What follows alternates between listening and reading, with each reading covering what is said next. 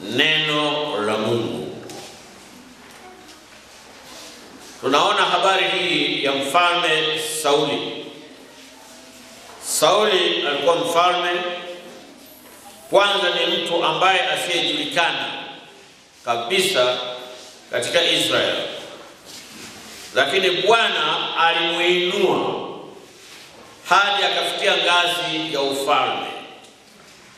Kwa hiyo Bwana alimtegemea kwamba amechukua ufalme ili lile Bwana atakalolitaka kulifanya yeye alifanye kwa niaba ya Mungu. Bwana asifiwe sana. Bwana apewe sifa.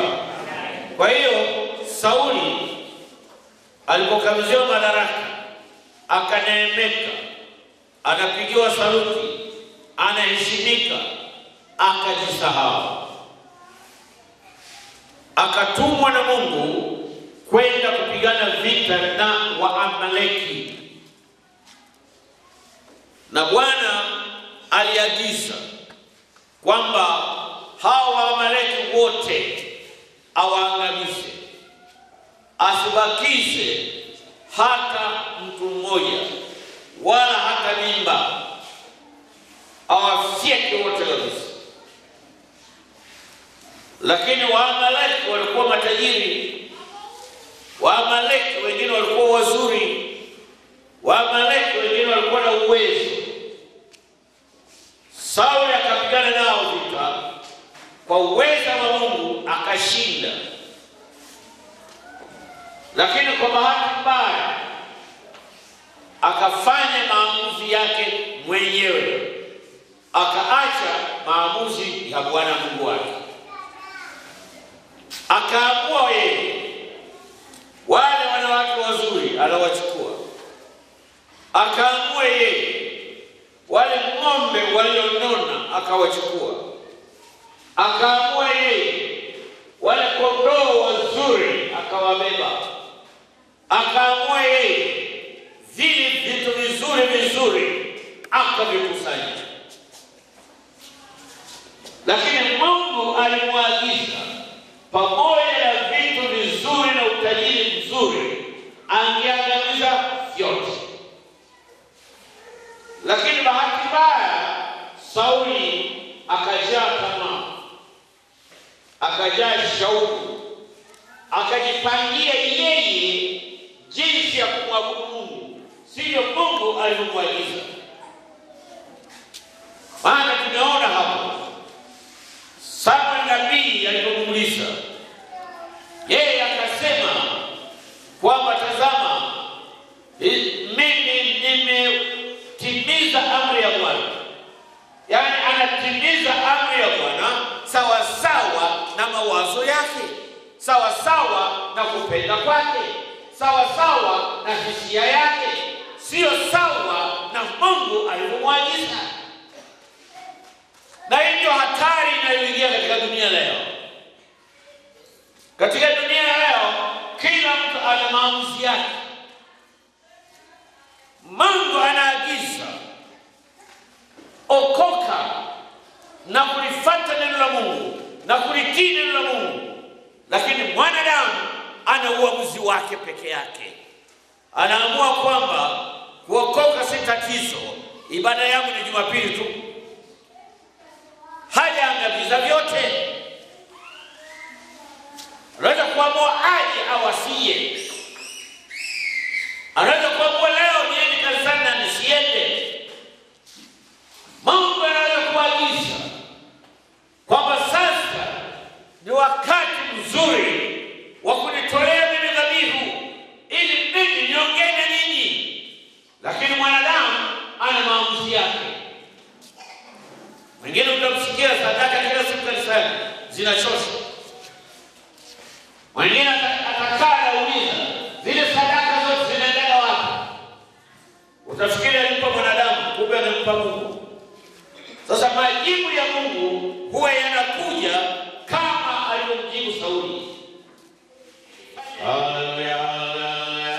Yeye anafanya vya kwake, hana habari na vile Mungu alivyosema. Ni mchawi. Sijasema nyinyi Nasema wale. Bwana asifiwe sana. Bwana apewe sifa. Kwa hiyo Sauli hakutii. Sasa asipotii, Mungu akasema na Samuel kwamba sasa nimemkataa. Ukisoma sura 15 kutoka pale mwanzo utaona hapo kwamba sasa Sauli namkataa. Samuel kama mtumishi wa Mungu wanapojaa huruma akapiga magoti ili amuombee Sauli.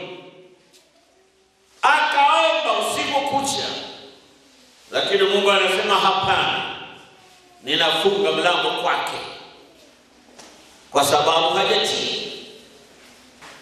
Lakini bado mtumishi wa Mungu ana upendo kwa Sauli, akaona aende akutane naye, yamkini anaweza kaungama dhambi yake.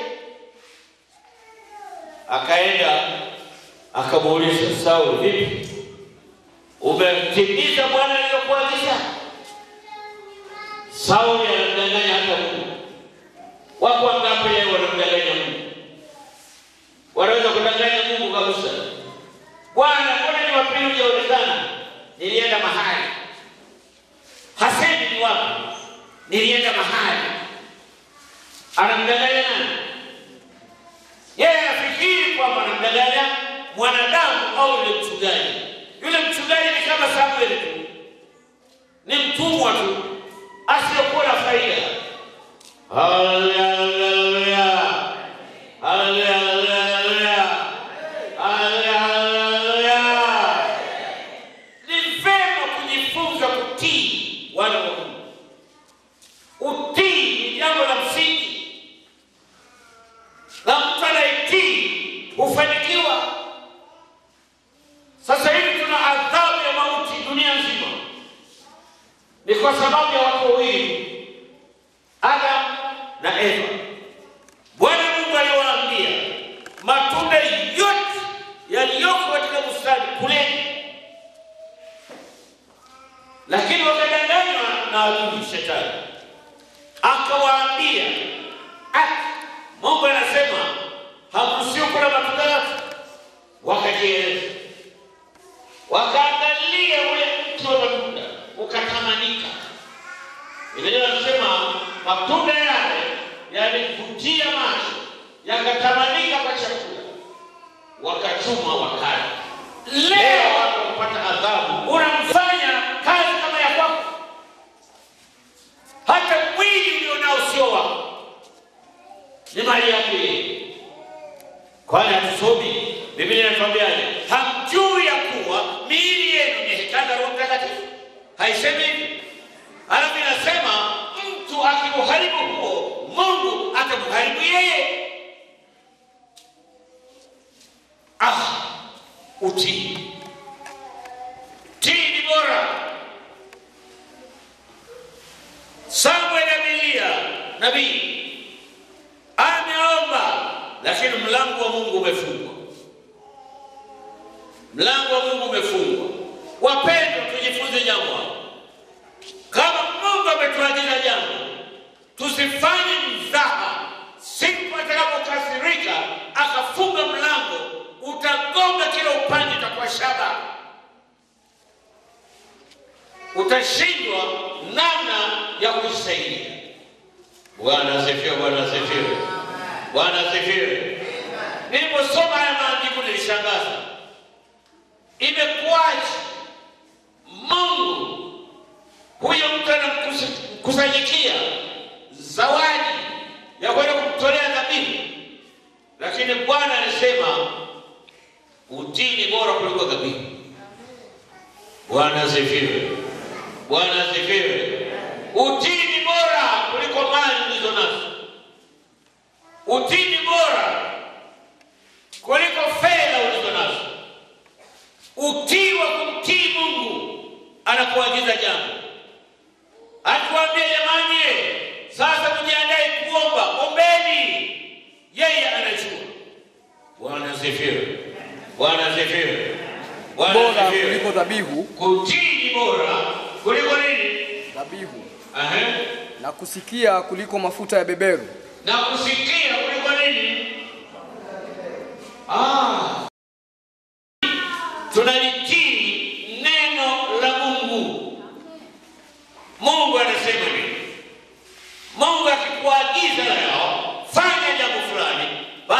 Mungu anahitaji pale pale wewe unatii, unafanya bila maswali. Lakini leo nani afanye hivi? Maswali lazima tuone. Ng'ombe wote wamenona na mimi ni waache. Si unajiuliza? Ng'ombe amenona. Halafu akaangalia mabiti wa Kimaleki wametakata, wameng'aa. Akasema hao wana watu wazuri, hao nao walikwenda kutoa sadaka.